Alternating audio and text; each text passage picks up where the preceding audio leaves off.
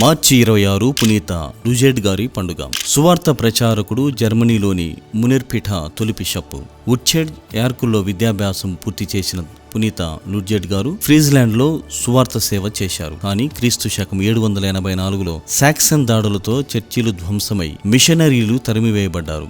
ఆ క్లేశ కాలంలో విశ్వాసులు రహస్యంగా జీవిస్తూ మత స్వాతంత్రంకై దేవుని ప్రార్థించారు. కష్టకాలంలో దూరమైన లుడ్జెడ్ ప్రార్థనతో తిరిగి వచ్చి మరింత ఉత్సాహంతో సువార్త ప్రకటించి అనేక మందిని దేవుని వైపు నడిపించాడు. అందుకే ఆయన పశ్చిమ ఫాలియా అపోస్తలుడు అయ్యాడు. పునీత లుడ్జెడ్ గారు తమ సాధుత్వం, దానగుణం, పవిత్ర జీవితంతో సాక్సన్ ప్రజలను దేవుని వైపు నడిపించారు. అన్ని దేవతలతో మేలు లేదని గ్రహించిన అనేక మందిని క్రైస్తవ విశ్వాసంలోనికి తీసుకువచ్చారు. బిషప్గా అభిషేకింపబడి సహనం, శ్రద్ధతో ప్రజల విశ్వాసాన్ని దృఢపరిచి మంచి కాపరిగా సేవ చేశారు. క్రీస్తు శకం 809లో ప్రభువులో నిద్రించారు.